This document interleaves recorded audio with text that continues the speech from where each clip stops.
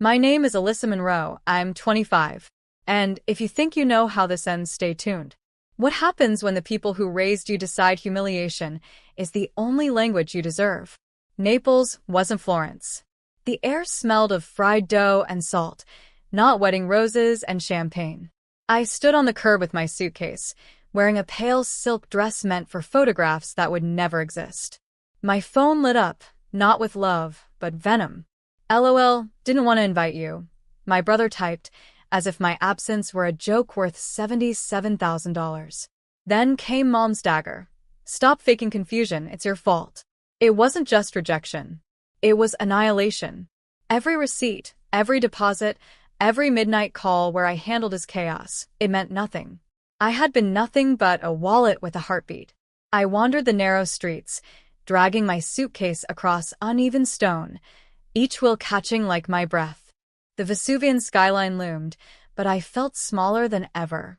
I thought of Mom, her voice dripping disdain, her habit of protecting him no matter what. I thought of how she had once said, "Family means loyalty."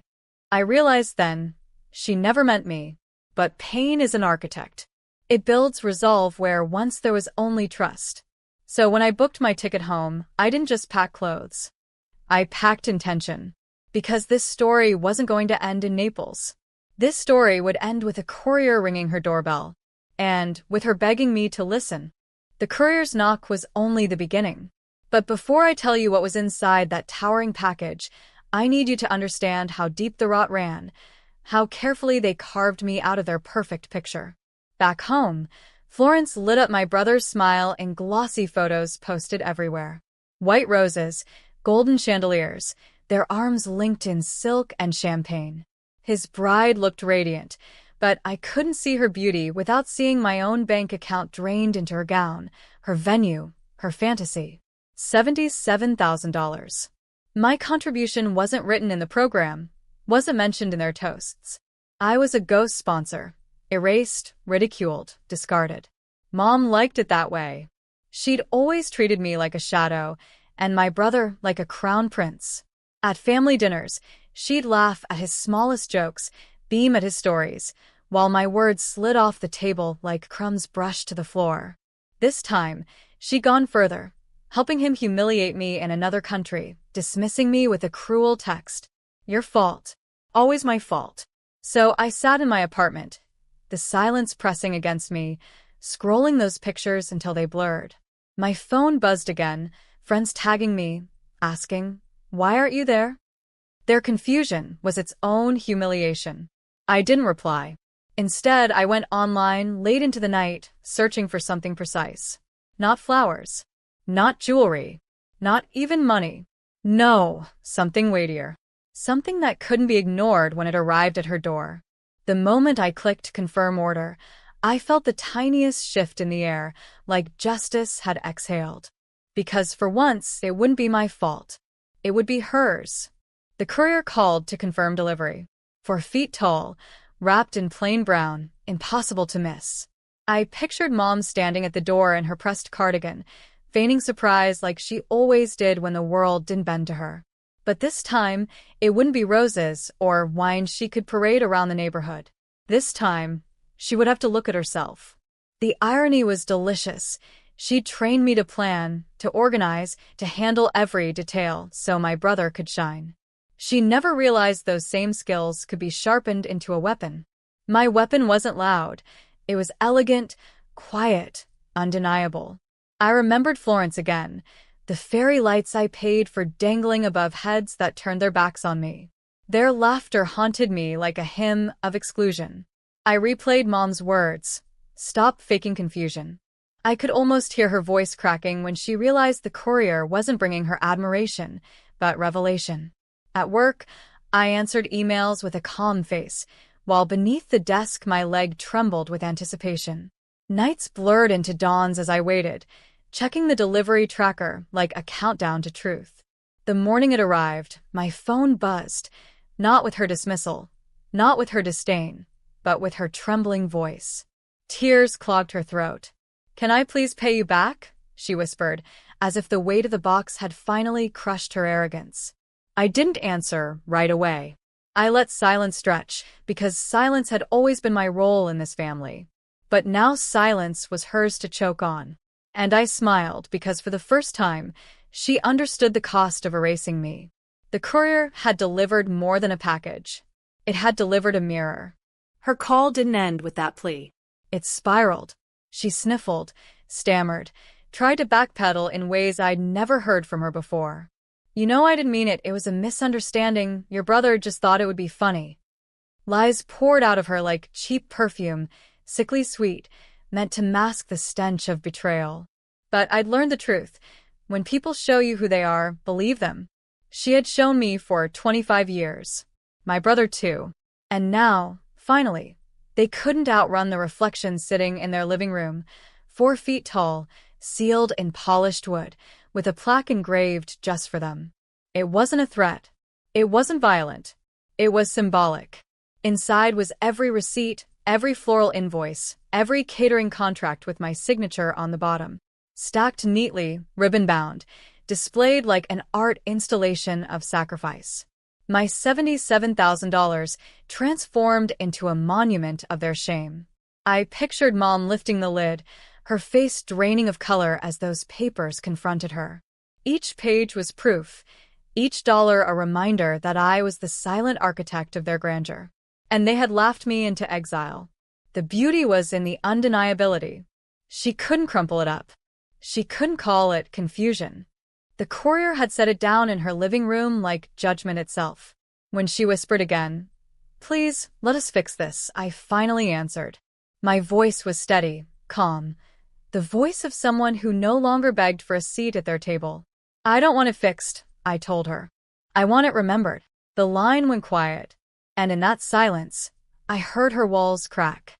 The silence on the line lingered so long, I thought she'd hung up.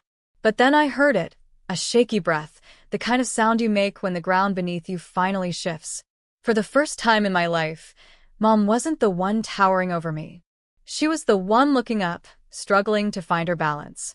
I leaned back in my chair, letting her discomfort wash over me.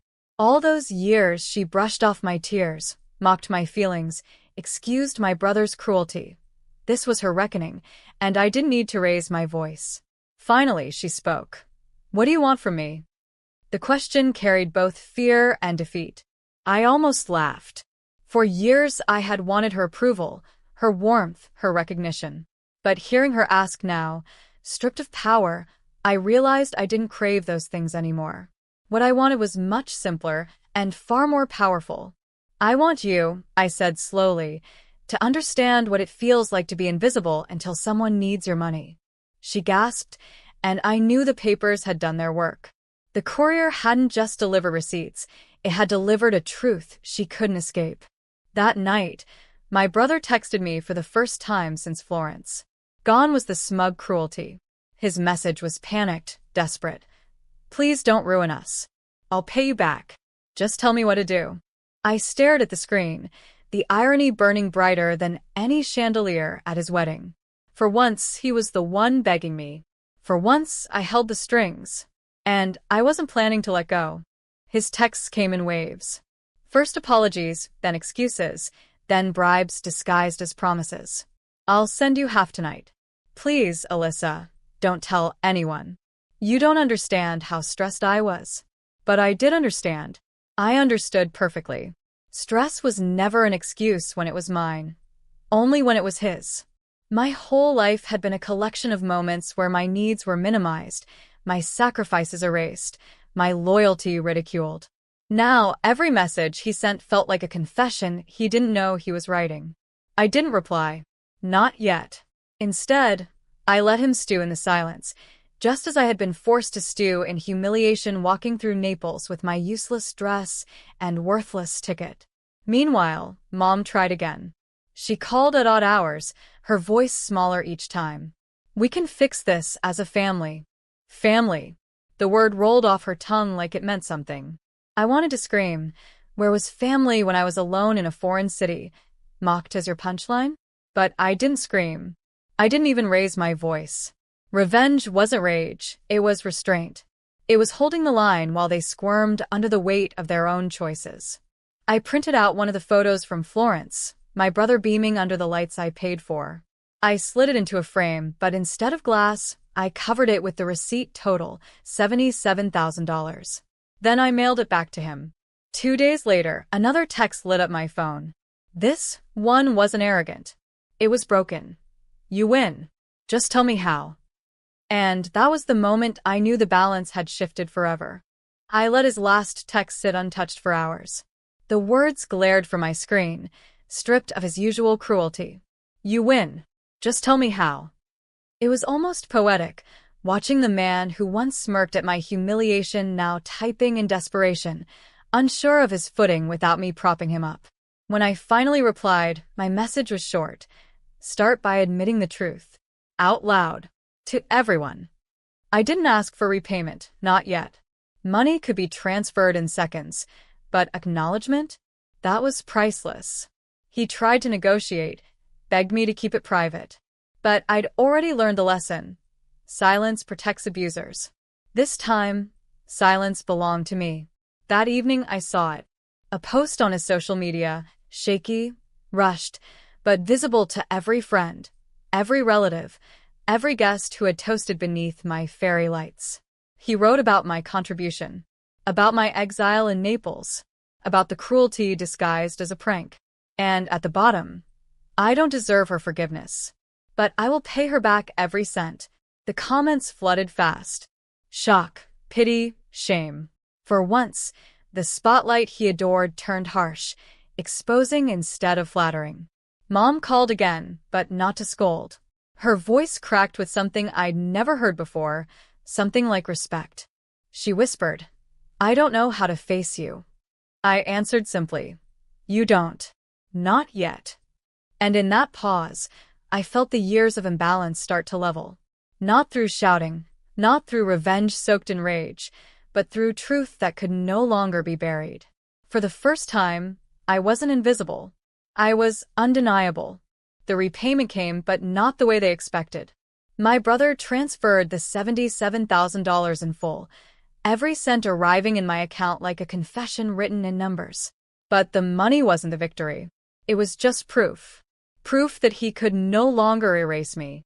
What mattered more was the shift that followed. Family friends who once looked through me began calling, apologizing for not knowing, for not seeing. Invitations arrived addressed to me directly, not +1, if convenient. The spotlight that once blinded me now felt warm, steady, my own. And Mom, oh Mom. She didn't bark commands anymore. Her voice, once sharp enough to cut, softened each time we spoke.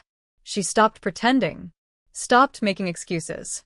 She asked questions instead, hesitant ones, as if learning a language she'd never bothered to study. The language of respect. But here's the secret I never told them. I didn't want their money. I didn't even want their approval. I wanted my power back. The power they tried to strip from me with every smirk, every shrug, every cruel dismissal. And when I stood alone in Naples, humiliated, that power was born. So when my brother begged for forgiveness, I didn't grant it. I didn't need to. Forgiveness implies debt, and I was no longer in deficit. I had collected my due. My justice wasn't in vengeance. It was in peace. In knowing they would never again laugh at my expense without remembering the courier's knock, the towering package, the mirror of their shame. I closed my eyes, exhaled, and smiled. Not the smile of someone erased, but of someone rewritten. My story was finally mine.